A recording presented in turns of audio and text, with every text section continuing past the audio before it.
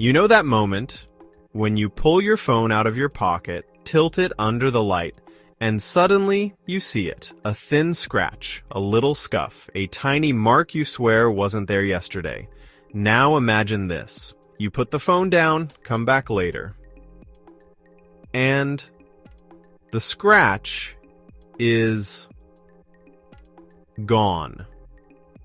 That's the promise behind self-healing smartphone screens.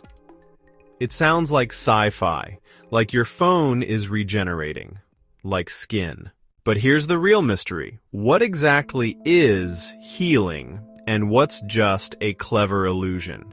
Because most of the time, the thing that heals isn't the glass at all. It's a thin layer on top of the glass, a coating, a film, a protector. So here's the promise for this video. By the end, you'll understand what self-healing screens actually are, how they repair damage, what they can't fix, and the big question, will they ever last forever?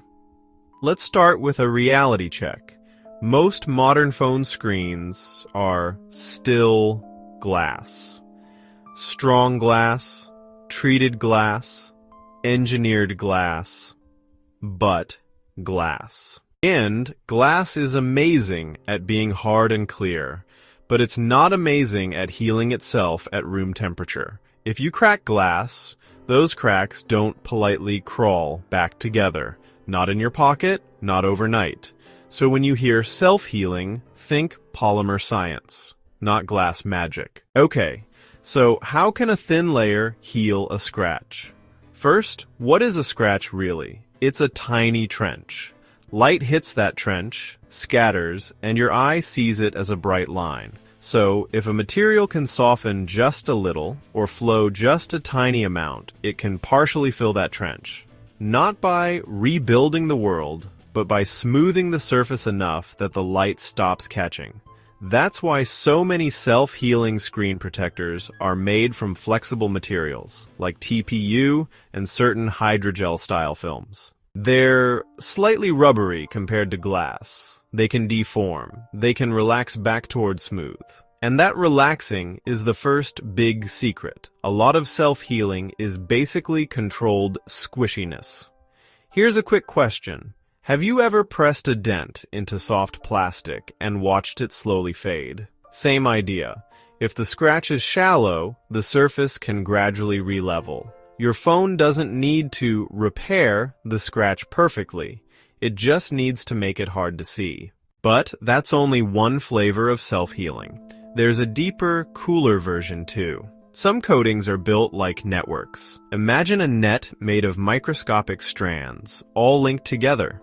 When you scratch the surface, you break some of those links. In certain materials, those links can reform. Not because of magic, but because the chemistry was designed to be reversible. Instead of permanent bonds that only break, they use interactions that can break and reconnect again.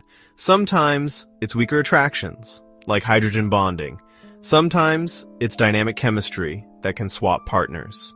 And sometimes warmth helps it move faster. So the material is constantly trying to zip itself back together, especially when the damage is small. And that brings us to something people don't expect. Your everyday environment can be the trigger. Heat from your hand, warmth from a pocket, time, pressure, sometimes even light.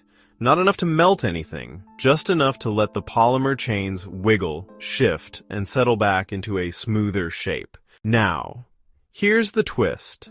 A lot of self-healing is really self-hiding, because if you can smooth the surface even a tiny bit, your eyes stop seeing the scratch. So when marketing says self-healing, the honest translation is usually self-reducing the visibility of micro-scratches. If you like explainers that cut through the marketing, hit subscribe, because the next one is going to be even wilder. Now, let's talk about what self-healing does not mean, because this is where expectations explode. A deep gouge? Not happening. A crack through the glass? Definitely not. A spider web shatter from a drop?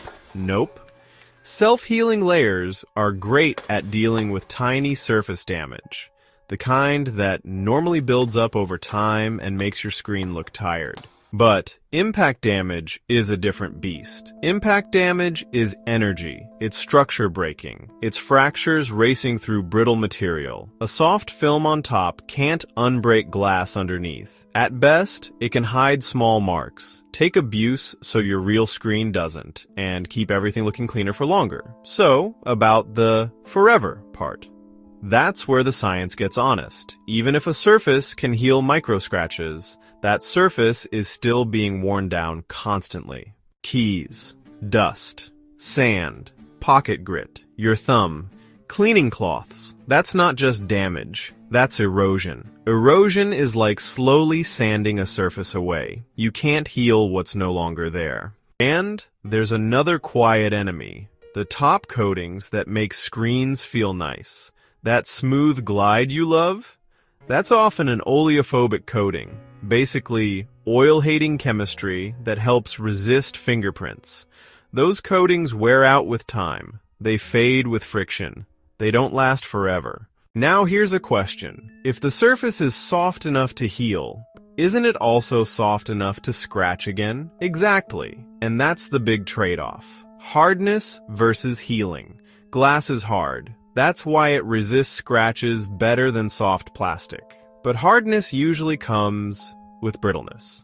And brittleness doesn't like healing. Soft polymers can heal small scratches more easily, but softness means they can scratch more easily in the first place. So the real challenge is building a surface that's both hard enough to resist damage and mobile enough to repair it. That's why most self-healing today lives in accessories, screen protectors, and films, where the goal is practical. Keep the phone looking new, even if the protector takes the punishment. It's less, my screen is immortal, and more, my top layer is forgiving. But the future probably isn't one magical material. It's a stack. A hard layer for scratch resistance. A smarter layer underneath that can dissipate energy. A surface treatment that keeps things smooth. Maybe a top film that can self-refresh. Not forever, but longer. More forgiving. More resilient. So here's the real answer. The real win isn't immortality. It's slowing down the ugliness, keeping micro scratches from piling up into a permanently worn look. Self-healing smartphone screens can absolutely stay looking nicer for longer, especially when the healing layer is a flexible film or coating.